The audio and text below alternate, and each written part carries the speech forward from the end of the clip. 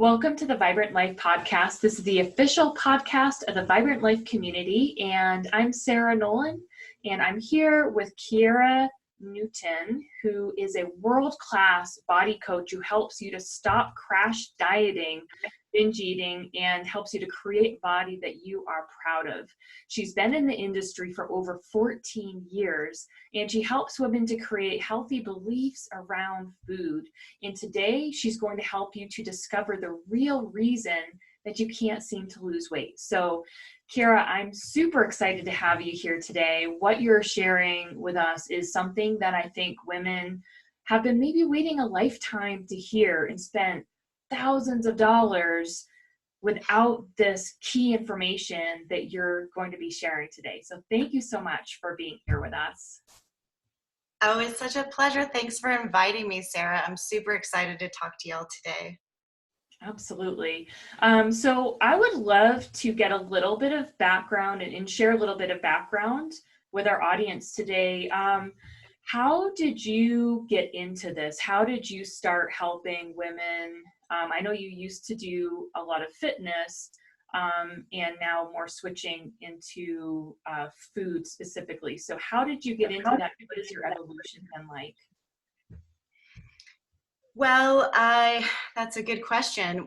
I owned a gym for 12 years, and during the 12 years, I thought that I needed to look a certain way and weigh a certain amount. So I thought that I needed to be very thin, very lean, very muscular, which of course was because of my industry, but also just women in general kind of feel that sort of stress in some way or another. So through the years, or in the beginning of my career, I did a lot of dieting, a lot of training that was too much on my body, so overtraining basically. And I ended up getting to the point where I made myself physically ill. But more than that, it was kind of a mental illness because it was like an obsession with my body and I couldn't get away from it. And so thankfully I did get sick because I ran my adrenals so hard into the ground that I could not actually exercise in the way that I was, and I couldn't diet anymore in the way that I used to. And through that process, I learned how to get off of all of the diets and teach myself to stop binge eating and have the emotional ties that I did to food. And because of that, and on the other side, I was able to look at women in a different way on how to approach fat loss. So that's a very short snippet of my evolution, but that's how it started, and that's how I am where I am now. So you figured out just by helping yourself, because of challenges that you went through, you figured out a system to help other people as well. Yeah. So, I mean, the last memory that I have was when I was binge eating on Halloween candy. And it was just like the lowest moment I've ever had, where I was like, probably had like maybe 75 small chocolates with wrappers all over the place that I was just eating really quickly in my kitchen, like over my sink. And it was just one of those moments of like, okay, I just can't do this anymore. Like, I feel so horrible and guilty and shameful about myself. And in that time, I was like, should I stick my fingers down my throat? Should I go run for 17 miles? Like, it was just such a horrible, down, awful feeling. And that was the day that I was like, I cannot do this anymore. Like, I've made myself physically sick. I am now at the lowest point emotionally, and I just need to make a change. So that's when I started studying intuitive eating. And I don't call myself an intuitive eating coach, but I do use a lot of the principles because of that, because of my own journey.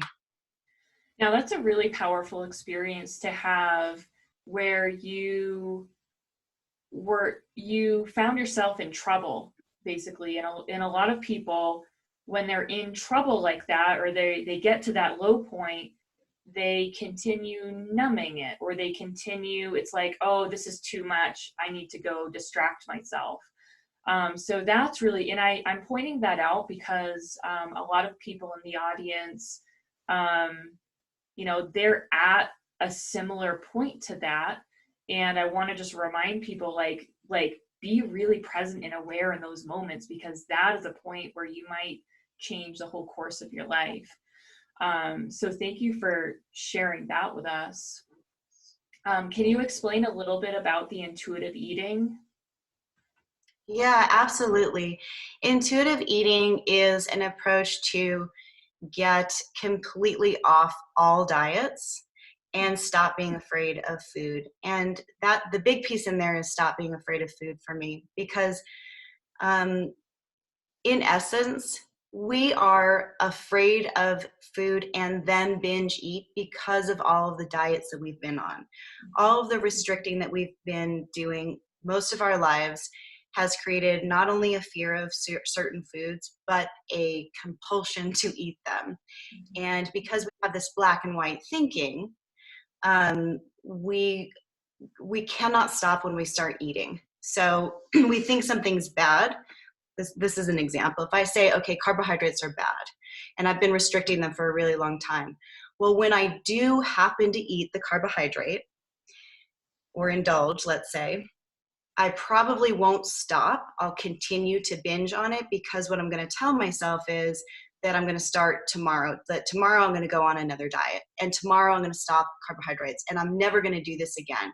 And so the mentality behind that is, I better get it all in now, because I won't be able to do this ever again. And it's very black and white.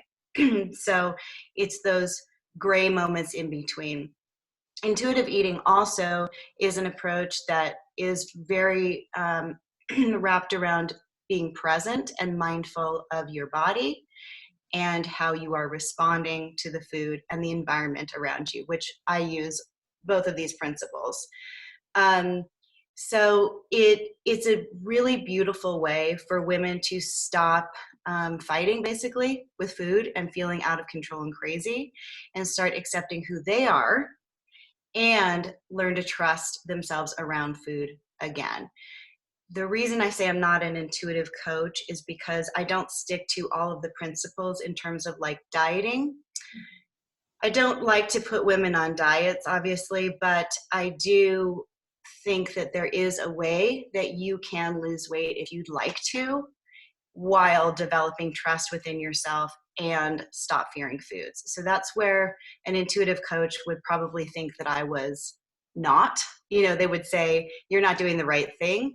But because I've had so much experience in my industry and with myself and all of my clients, I just have a unique way of that type of approach. So I use a lot of what they do, but I wouldn't call myself an intuitive coach. So it's a great thing for women to look into, though, if they're experiencing that kind of feeling within themselves. Yeah, and it sounds like a great quality to bring into what you're doing. Like you said, you're not specifically an intuitive eating coach, but you have some of those principles with your approach. And I can directly relate to what you're talking about with the that restriction and then the binging. So when I have an autoimmune condition that I had since I was diagnosed with it at 8 years old, and my dad was he was really into natural healing. And so he had me seeing all of these naturopathic doctors, and they had me go on all kinds of very restrictive diets. And I remember as a young kid, on my way home from my appointment, I would have these appointments like once a month. So on my way home from the appointment, I would stock up on junk food, and I'd be like, okay, this is it. I'm going to like eat all this junk food, and then I'm going to do it. And like every month I'd have my once a month junk food binge. And Right. It was actually really hard on my system, because I would go through a detox, and every month I would go through that detox, and I'd be like floored, and just that crazy cycle. And nobody ever told me about the relationship with food, which I would have, geez, if I could go back in time and talk to you, that would have taken years off of that journey. I know, without a Yeah. doubt. Yeah, exactly. And so many of us have been through that on some level. Either we've exposed ourselves to it willingly, like we're going to do a detox diet, let's say, or be on a restriction or not eat any carbohydrates. But those are the very things that create this kind of mental anguish inside of us. It's not that you can't do it, but just understanding what's going to happen in the long run. So many of us are just looking for that really quick, immediate fix, but we're not understanding how it's impacting everything around us, including our relationships. Exactly. Exactly. Um, Now, I'm curious who do you typically help? I'm guessing that there's a specific kind of person that does especially well with this approach, who responds to it really well, who's in the right stage of life. So, who is that for you that you find that you help get the best results for? I found that I get the best results with people that have had enough, like they've actually gotten to the point where I was, where they're like, I literally cannot do this anymore. I cannot pay another coach to put me on a meal plan and some sort of temporary fix that I know I literally cannot do. I work with a lot of people who are very afraid of food. Most of them are afraid of carbohydrates and sugar. Those are the two that they're super afraid of.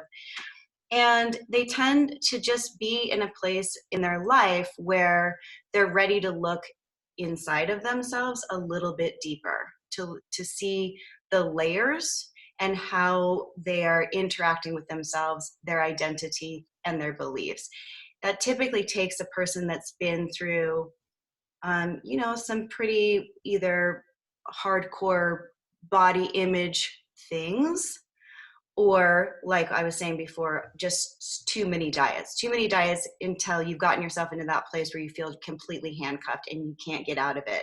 All you think about is food. All you think about is how bad you look in clothes. You can't walk by a mirror without somehow criticizing yourself. Those are the people that do really well in my approach, my And how does programs. somebody know if they're ready to look inside of themselves? Wow, what a really good question.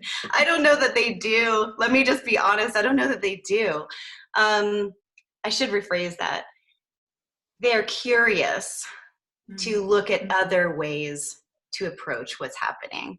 And I think what they see in me in the beginning, they don't know what they're getting into, but I think in the beginning they say, okay, this woman is a little older. She's been through a lot. She's done what I've done. She's been through a divorce.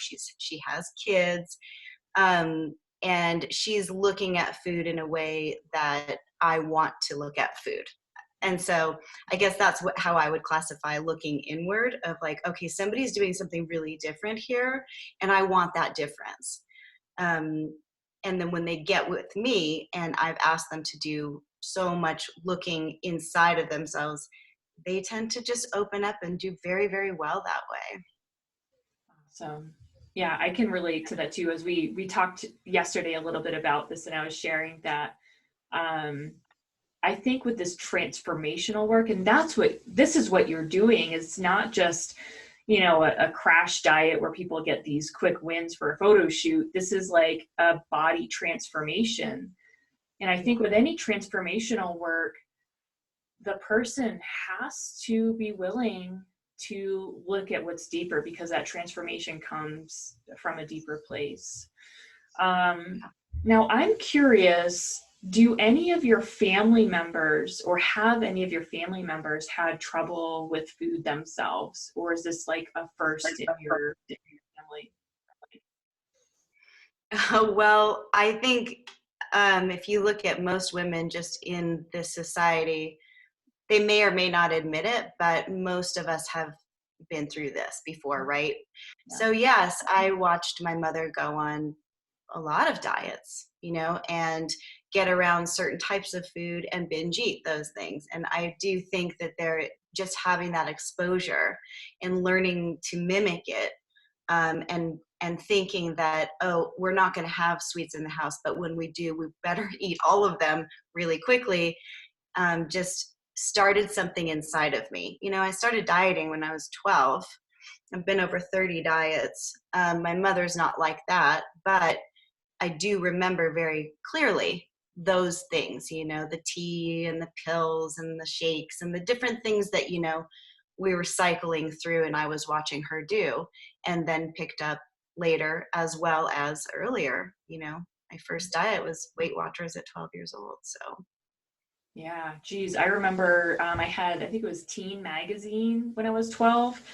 In this one picture, I think I even cut it out.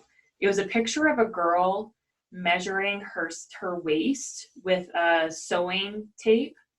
And I was like, I have one of those sewing tapes, and I brought it in my room, and like 3 times a day I would measure my waist. Wow. And I had the picture cut out, and it's like I just crazy that and of course it goes deeper than just the magazine, but yeah, same age and same thing where I saw my mom, and I think she saw her mom, do diets and stuff like that too. So who knows where that started originally, but this is where it stops. I mean, this generation, and with the kind of work that you're doing, like these women, Keira, that you're working with, they're breaking that cycle for their kids.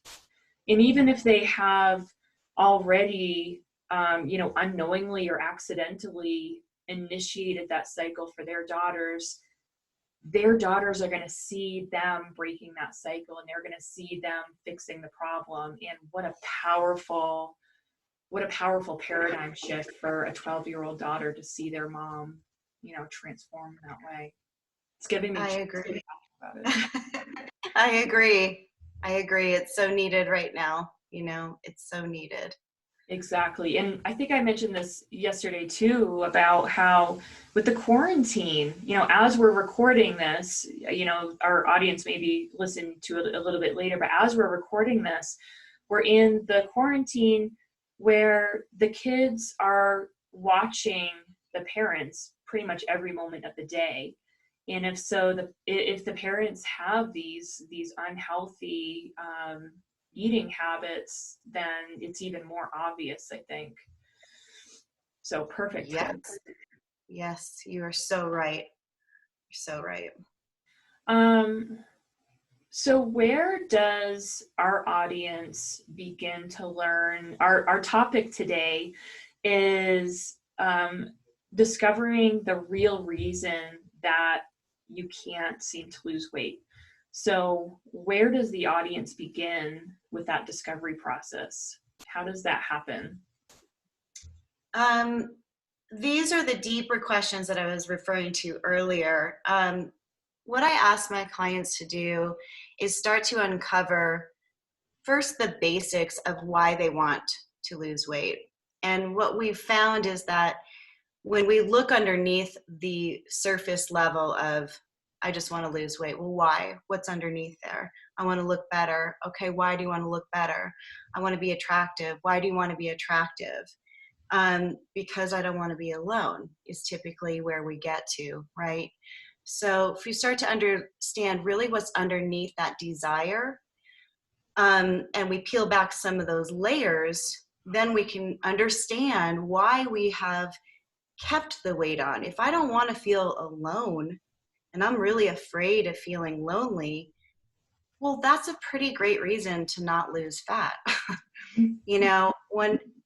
do ask my people, one of the questions is, what are you afraid will happen if you do lose this weight and you achieve your goal? And, I told you this yesterday, but several women have said, I'm afraid that I will become attractive and cheat on my husband. And, that's a really great reason to not lose weight. If you're really afraid of harming somebody or harming a relationship, then of course you're not going to do that. But they're not aware of this. So this is more of a subconscious thing that they're carrying around, thinking that they need to lose weight all the time, but somehow cannot do it. They start, they do, they gain it back. But what's underneath that is a self-sabotage, because they don't want to harm the relationship, or they don't want to be alone, or they don't want to be looked at in a certain way. Those are the deeper reasons that we really need to understand, because that's what's getting us in our own way, right? Everybody can lose weight. We've all done it. But why can't we maintain it? You know, one reason is an extreme diet. We can't maintain that. And the other is these underlying emotional ideas that we have, or identity that we have. Another way to say that is they identify with being a certain weight, which means to them they're not attractive. So they've built an entire life around that, and people are behaving in their eyes as though they are that person.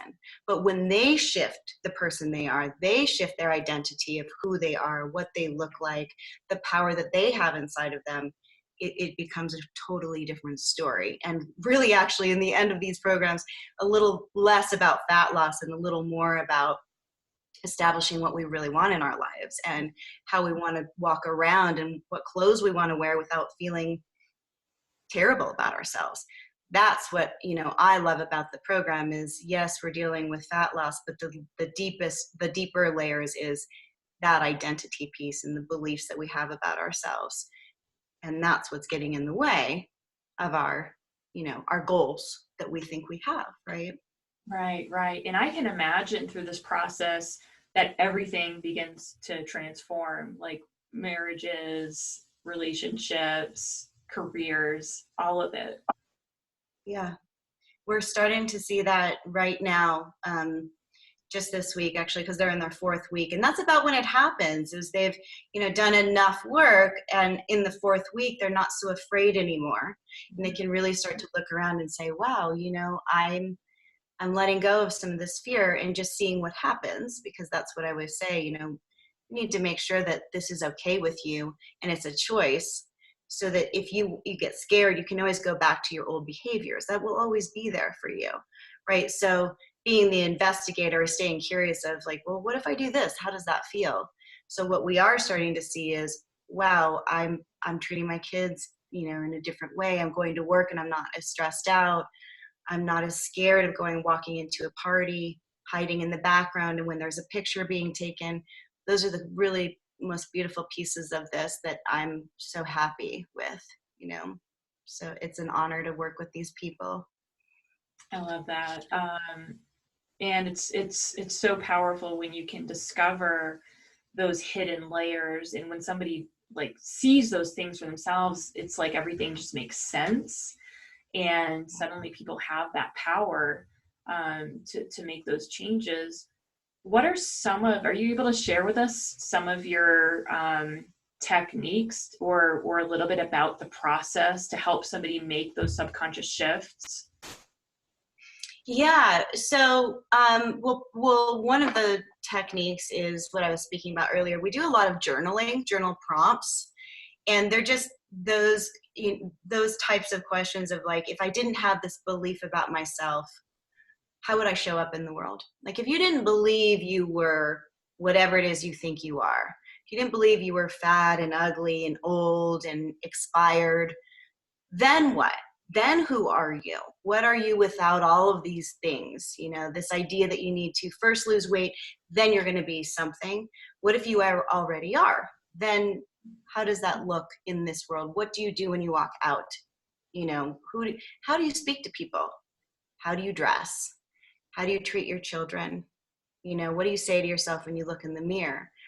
So that's just one question of many, many, but that's, we do a lot of that kind of searching, really, of like, well, if I did change something, then how would I show up? And these are questions that people haven't been asked before. And so it's an interesting thing to look at. We also really deeply look into habits, and how they play a role in not only our thoughts, but our behaviors around food, around our body, around fitness. And, just the habit loop. If you remember Duhigg in his book, The Power of Habit, Yes. we use some of his techniques and just sort of look at what they're doing that's created a habit.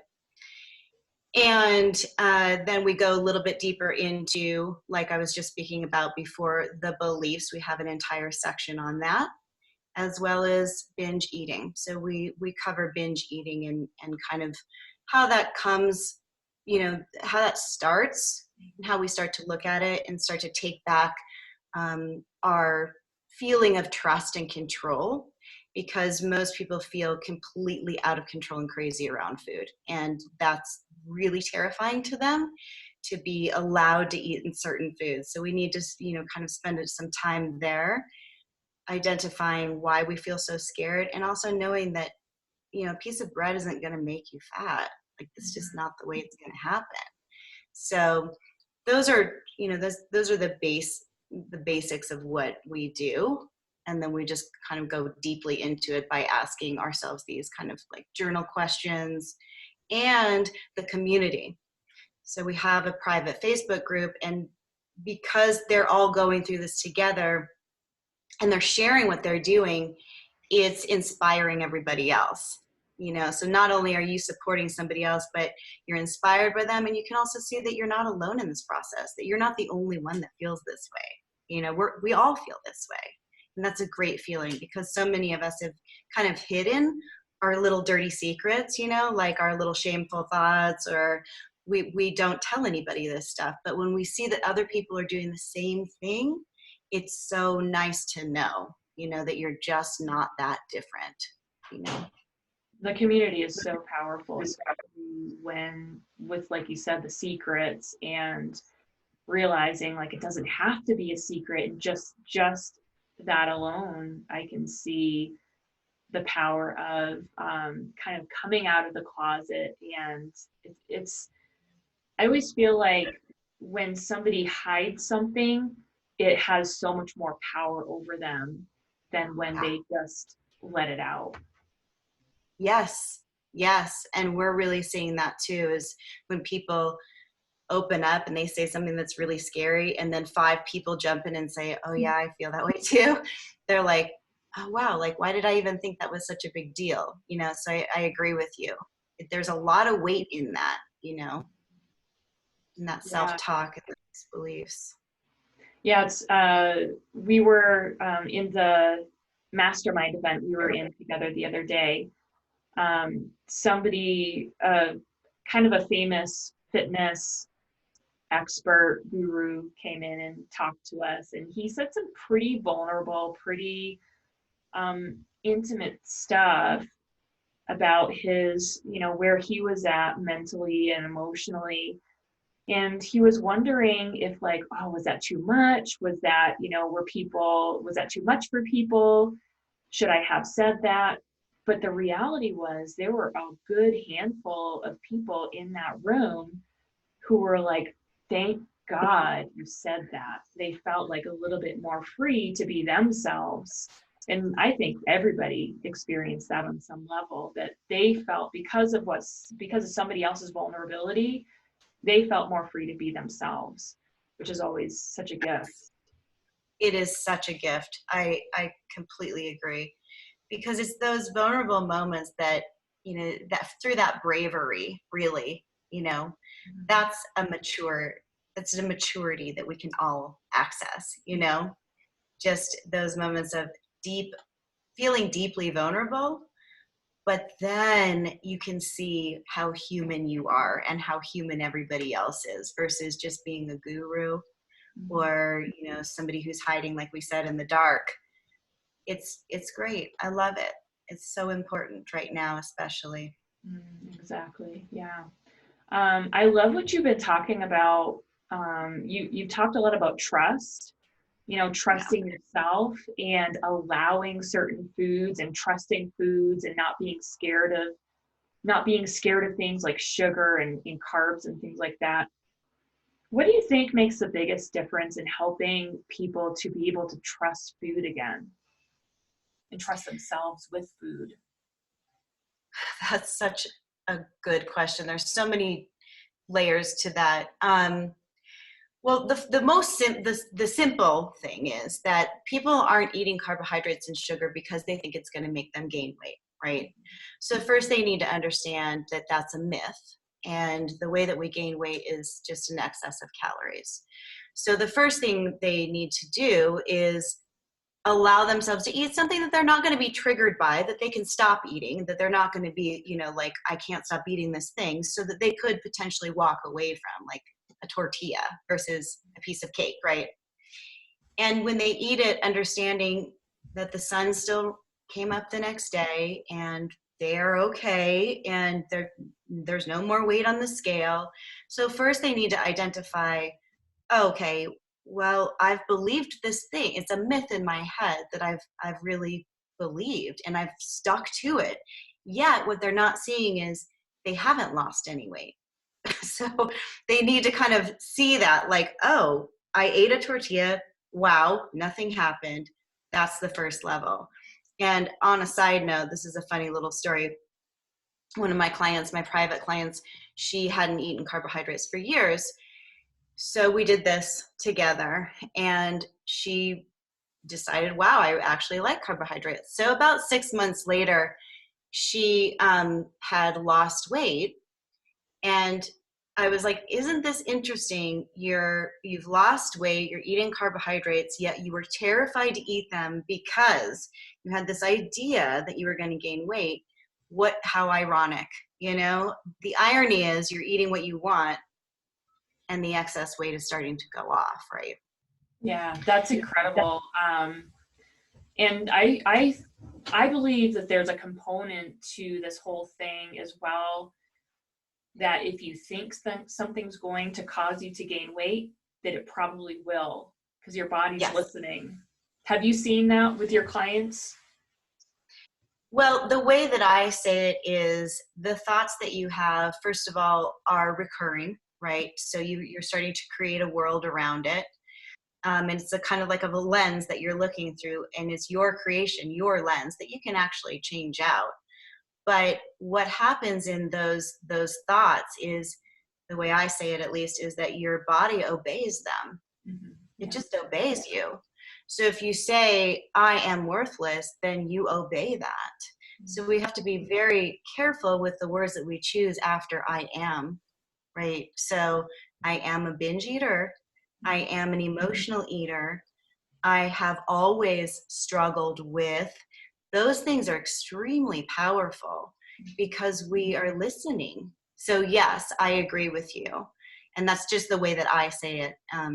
Right. But they have started to see that is when they're hearing it finally, like, oh, I do say that a lot, like all day long. When they start to shift it and create a little bit of a new pattern around it, like they'll still say it because it's a habit, deeply ingrained one, but they'll catch themselves, they'll catch themselves and say, okay, maybe that isn't true. Mm. Maybe I can play with something else today, just today, in the next 5 minutes, right? Yeah. So yeah, I agree with you.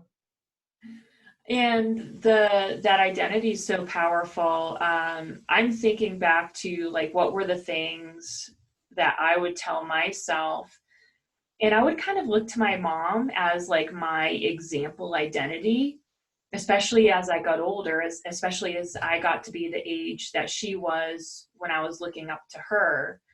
And so I would, before I was aware of these things, I would kind of create that I am based on what I saw in her.